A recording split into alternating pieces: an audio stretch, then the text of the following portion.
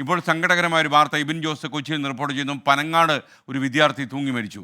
Panangad കാമോത്ത് പൂമ്പയിൽ jetty റോഡിൽ മാനാടൻ ഹൗസിൽ ജോസഫാണ് മരിച്ചത്. ആ കുട്ടിയുടെ ചിത്രമാണ് ഇപ്പോൾ സ്ക്രീനിൽ നിങ്ങൾ കാണുന്നത്.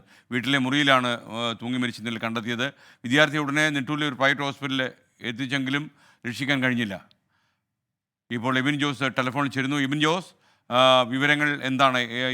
ശരിക്കും പറഞ്ഞു കഴിഞ്ഞാൽ ഈ കുട്ടികളൊക്കെ തന്നെ ഇങ്ങനെയൊക്കെ ചിന്തിക്കുക, ആത്മഹത്യ ഒന്നിനും പരിഹാരമല്ല എന്ന് കുട്ടികളെ പറഞ്ഞു പഠിപ്പിക്കേണ്ട സമയമായിരിക്കുന്നു. നമുക്ക് ജീവിതം എന്ന് പറഞ്ഞാൽ വളരെ അപൂർവമായി കിട്ടുന്നൊരു ഭാഗ്യമാണ്, അത് കളഞ്ഞു കുളിക്കാൻ പാടില്ല. പനങ്ങാട് സ്കൂളിലെ 9ാം ക്ലാസ് വിദ്യാർത്ഥിയാണ് ഇങ്ങനെ മരിച്ചത്. വിവരങ്ങൾ എന്താണ്?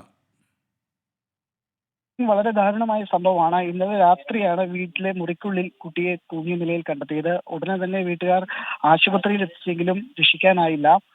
പനങ്ങാട് സ്കൂളിലെ 9ാം ക്ലാസ് വിദ്യാർത്ഥിയാണ് മരിച്ച ജോസഫ്. പോലീസ് എത്തി ഇൻക്വസ്റ്റ് നടപടികൾ പൂർത്തിയാക്കിയ ശേഷം ആശുപത്രി മോർച്ചറിയിലേക്ക് മൃതദേഹം മാറ്റിയിട്ടുണ്ട്. ശനിയാഴ്ചയായിരിക്കും ഈ കുട്ടിയുടെ സംസ്കാര ചടങ്ങുകൾ നടക്കുക. മരണകാരണം സംബന്ധിച്ച് വ്യക്തതയില്ല. അത് സങ്കടകരമായ സാഹചര്യമാണ്.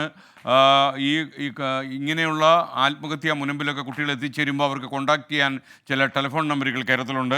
അപ്പോൾ ഈ നമ്പർ കുറച്ചുകൂടി സർക്കാർ ലെവലിൽ കൂടുതൽ പ്രസിദ്ധമാക്കണമെന്നാണ് നമുക്ക് പറയാനുള്ളത്. കാരണം ആത്മഹത്യ ഒന്നിനും പരിഹാരമല്ല. നിങ്ങൾക്ക് എന്തെങ്കിലും പ്രതിസന്ധികളോ പ്രശ്നങ്ങളോ ഉണ്ടെങ്കിൽ ഈ പ്രോഗ്രാം കണ്ടുകൊണ്ടിരിക്കുന്ന കുട്ടികളോടാണ് ഞാൻ പറയുന്നത്, നിങ്ങൾ നിങ്ങളുടെ രക്ഷകർത്താക്കളോടും അച്ഛനമ്മയോടുമൊക്കെ ചർച്ച ചെയ്യണം, അല്ലെങ്കിൽ കൂട്ടുകാരോട് ചർച്ച ചെയ്യണം. ചിലപ്പോൾ നിങ്ങൾക്ക് പരിഹരിക്കാൻ പറ്റുന്ന പ്രശ്നം അല്ലെങ്കിൽ അവർ നിങ്ങൾക്ക് പരിഹരിച്ച് തരും നിങ്ങളുടെ പ്രശ്നം. അതുകൊണ്ട് അത് പറയുക തന്നെ വേണം.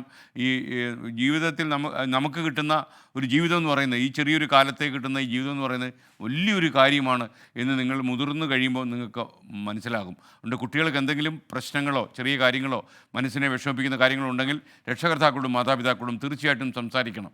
സംസാരമൊക്കെ വീടുകളിൽ കുറഞ്ഞിട്ടുണ്ട്. പ്രത്യേകിച്ച് ഈ മൊബൈൽ ഫോണിൻ്റെ അക്രമകാലത്ത് ഓരോ മുറിയും ഓരോ ഐലൻഡ്, ഓരോ വ്യക്തിയും ഓരോ ഐലൻഡ്, വീട്ടിലെ അംഗങ്ങൾ തമ്മിൽ കണ്ടുമുട്ടുന്നതൊക്കെ അപൂർവ സംഭവമാകുന്ന ഒരു കാലത്ത് ഇങ്ങനെയുള്ള കാര്യങ്ങൾ പറയുമ്പോൾ നിങ്ങളൊരു കാലഹരണപ്പെട്ട മനുഷ്യനാണല്ലോ എന്ന് എതിരെയിരിക്കുന്ന ആളുകൾ ചിന്തിച്ചെന്ന് വരും. എന്നാലും ഞാനത് പ്രശ്നമാക്കുന്നില്ല.